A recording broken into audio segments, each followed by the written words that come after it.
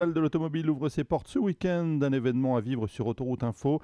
Et nous retrouvons tout de suite Emmanuel Albisser en direct de la porte de Versailles à Paris où se déroulent en ce moment les journées presse. Emmanuel, bonjour. Bonjour Paul. Alors avant de parler des nouveaux modèles, ce mondial s'ouvre dans une ambiance assez spéciale, une drôle d'ambiance. Oui, une drôle d'ambiance, c'est Carlos Ghosn qui a donné le ton dès ce matin dans une longue interview au Figaro. Le patron de Renault demande des mesures urgentes pour améliorer la compétitivité des entreprises en France.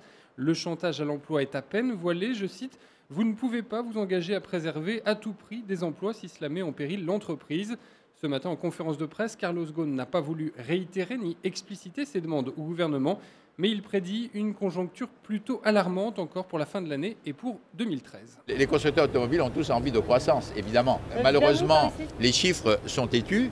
On a une baisse en Europe de 8% du marché, une baisse en France de 13% du marché. Ça ne va pas s'améliorer sur la fin de l'année, donc nous prévoyons que ceci va continuer sur l'année 2012. Nos prévisions sur 2013, je dirais au mieux le marché se stabilise, au mieux, plus probablement nous allons continuer à avoir un marché qui se dégrade. Et donc nous, en tant que constructeurs automobiles, nous sommes obligés de prendre les mesures pour protéger l'entreprise dans cette bourrasque.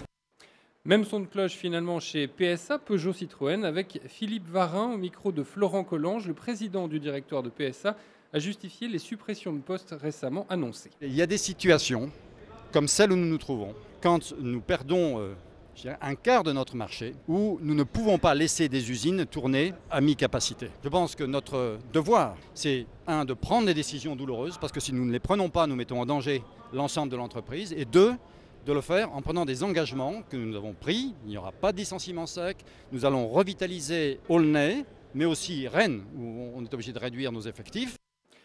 Et puis, autre anicroche de la matinée, plus anecdotique, mais symptomatique également d'une ambiance, l'irruption de Greenpeace dans la conférence de presse de Volkswagen ce matin dès 9 h, alors que le constructeur allemand lançait en fanfare sa nouvelle Golf. L'organisation écologiste a réussi à dérouler une grande banderole jaune depuis le faux plafond du stand, juste derrière le speaker. Une banderole proclamant « Volkswagen vous en fume ». Greenpeace dénonce depuis plusieurs années le manque d'efforts du constructeur allemand en matière d'écologie et d'émissions de CO2.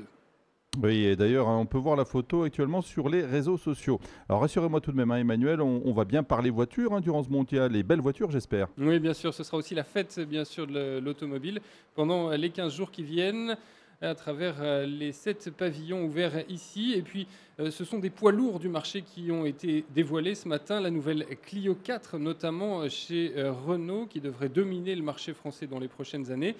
Chez Peugeot, la 208, également dévoilée au début de l'année, et que l'on peut voir ici dans sa toute nouvelle déclinaison GTI pour tous ceux qui ont adoré la 205 GTI. Ils viendront donc la voir dans le pavillon 1. Et puis impossible également de passer à côté de la nouvelle Golf. Volkswagen a mis les gros moyens pour promouvoir le 7e opus de sa voiture star. La Golf, c'était tout simplement la voiture la plus vendue en Europe sur les 6 premiers mois de l'année. Et il n'y a pas de raison que ça change, tant ce nouveau modèle est dans la continuité.